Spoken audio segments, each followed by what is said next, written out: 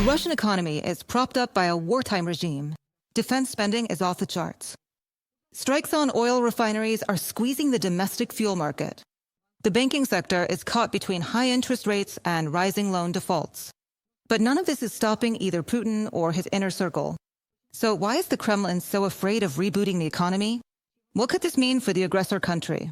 And how can the Russian dictator be forced to negotiate for peace? Let's break it down. Right now, Russia is propping up its main GDP indicators through war spending.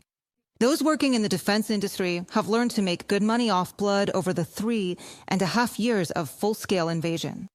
And of course, they couldn't care less that other sectors of the economy are suffering and that social spending has to be cut every time the budget is approved. Moreover, Putin's economists are afraid that a rapid de-escalation would expose huge budget deficits. That's why, in the Kremlin, the strategy of military mobilization of the economy is seen as less risky than trying to reboot it. Moscow was preparing to raise taxes and cut spending in an attempt to maintain high defense expenditures.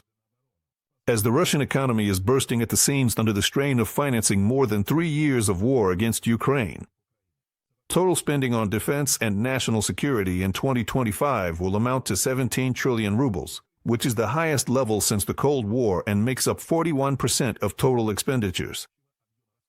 As a result, the defense sector is becoming the main driver of economic growth amid a decline in civilian production. From a Reuters publication. Ending the war will also expose many structural crises in Russia.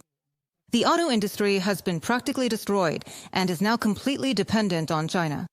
A collapse in civil aviation, where entire fleets of airplanes have to be cannibalized for parts just to keep something flying. Oil refining is burning and smoking. Strikes on oil refineries have triggered a record spike in gasoline prices, and now oil has to be sold for next to nothing. This is what Putin is very afraid of. But there is another factor that he fears even more. And this is exactly what could force the Kremlin dictator to negotiate peace. Imposing full-scale sanctions on Russian oil is the most effective way to make Russia stop its war against Ukraine. This is a huge challenge for Putin. This is the greatest pressure that can be put on them. And President Donald Trump might take such a step.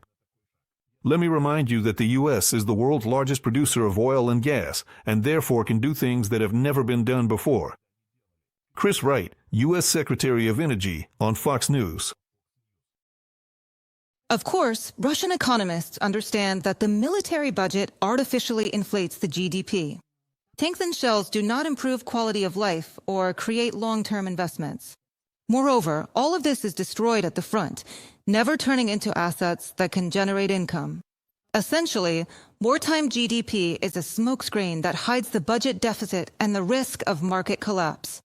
And soon it will no longer be possible to hide this information by telling citizens that everything is under control.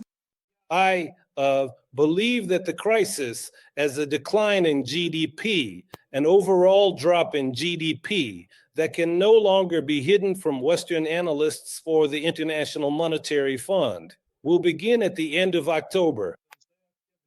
No one is lending to Putin. China can only exploit Russia, selling expensive machinery and equipment there with a markup of about 50 to 60% and buying resources from Russia at a 15 to 20% discount. That's how China helps. That's what they call friendship. In Russia, the banking sector also relies on the lifeline of government contracts and military spending. Meanwhile, businesses and private borrowers are left without access to cheap loans. In addition, sanctions have cut Russian financial institutions off from international transactions. This means that citizens will face higher fees and further restrictions on currency operations. In my opinion, the biggest problem is the banks. Banks today are in need of recapitalization. In order to avoid returning money to people, they come up with various ways to limit withdrawals. They are already having problems with leaky liquidity. There's nowhere to get liquidity from because if the central bank provides it, that's emission, which means inflation, and that's exactly what they're trying to fight. So here, most likely, in my opinion, the real issue isn't so much with the budget as it is with the banks. A major crisis will break out in September or October. A crisis caused by unpaid loans. A crisis because it's impossible to return deposits. Perhaps the best metaphor to illustrate what Putin's war economy is like would be the situation with water supply in the occupied territories of Donetsk region.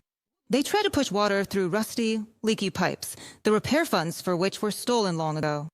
A new patch doesn't last long, and each new rupture just gets bigger and bigger.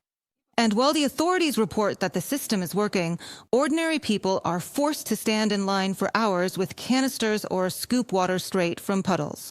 Children's Hospital Podolsk. Water supplied to Abakumova. Will there be water supplied today? Diplomaries. Today, water will be supplied to Abakumova. Today, there should be water at Abakum.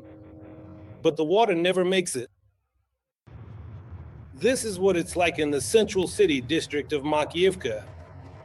People are collecting water. Water is flowing everywhere, just not where it's needed. This is how people are collecting water. It's just unbelievable. Another example is the situation with gasoline. All through August, Russian regional media reported disruptions in fuel supplies at gas stations. The problem is especially severe in Primorai and in the occupied Crimea.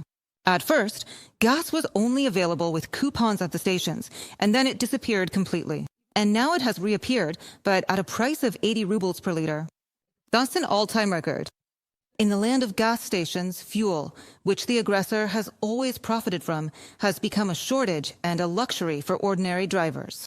And that means Ukraine is successfully pushing the aggressor state's economy toward collapse. From the latest statements by Russian Foreign Minister Lavrov, it's clear that Russia has no intention of stopping its bloody war. But that still won't stop the economic collapse.